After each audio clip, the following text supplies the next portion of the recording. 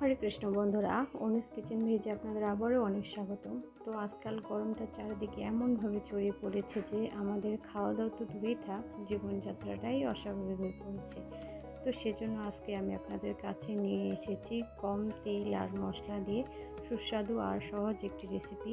হতে পারে এই গরমে এটি আপনাদের কাছে পারফেক্ট একটি রেসিপি।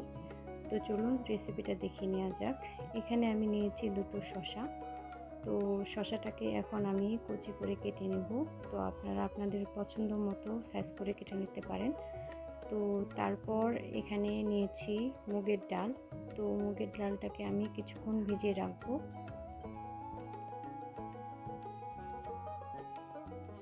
তো তারপর প্রেসার কুকারে আমি ডালটাকে সেদ্ধ করে নেব।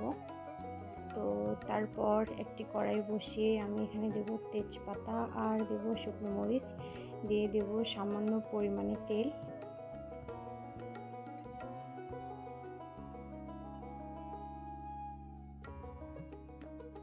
তো তারপর ফোড়নে এখানে দিয়ে দিলাম কালো জিরে। তো আমার মনে হয়েছে যে এই গরমে কালো জিরেটাই বেস্ট হতে পারে। তারপর এখানে দেব থেতো করে রাখা আদা। তো আদাটাকে একটু গরম করে নিয়েই তারপর আমি এখানে দেব কেটে রাখা শসাগুলো। তো একটু ভালোভাবে নেড়ে এর মধ্যে আমি দেব হলুদ সামান্য পরিমাণে। তো তারপর দেব সামান্য পরিমাণে লবণ, দিয়েই আমি ভালোভাবে নেড়ে নেব। তো বন্ধুরা, প্রাকৃতিক সৌন্দর্যে ঘেরা আমাদের এই দেশ, কিন্তু আদৌ কি আমরা সেই সৌন্দর্য টিকিয়ে রাখতে পারছি? আজকাল মানব বনায়ন কেটে নগরায়ন তৈরি করছে। এর ফলে কি হচ্ছে, প্রকৃতির যে একটা বিরূপ প্রতিক্রিয়া সেটার আমরা সম্মুখীন হচ্ছি। আমরা পরিবেশের যে বায়ু, সেই বায়ু থেকে বঞ্চিত হচ্ছি। তাতে তাপমাত্রা বেড়ে যাচ্ছে। তো বন্ধুরা, তারপর এখানে আমি দিয়ে দেব সিদ্ধ করে রাখা মুগের ডাল। তো মুগের ডালটা দিয়ে আমি একটুখানি নেড়ে নেব। বন্ধুরা, এই যে দাবানল তৈরি হয়েছে, এর থেকে পরিত্রাণের একটি উপায় রয়েছে। আমাদেরকে বেশি বেশি করে গাছ লাগাতে হবে। প্রকৃতির যেটি সৌন্দর্য সেটি তাকে ফিরিয়ে দিতে হবে। তাহলে হয়তো আমরা এর থেকে কিছুটা হলেও পরিত্রাণ পেতে পারি।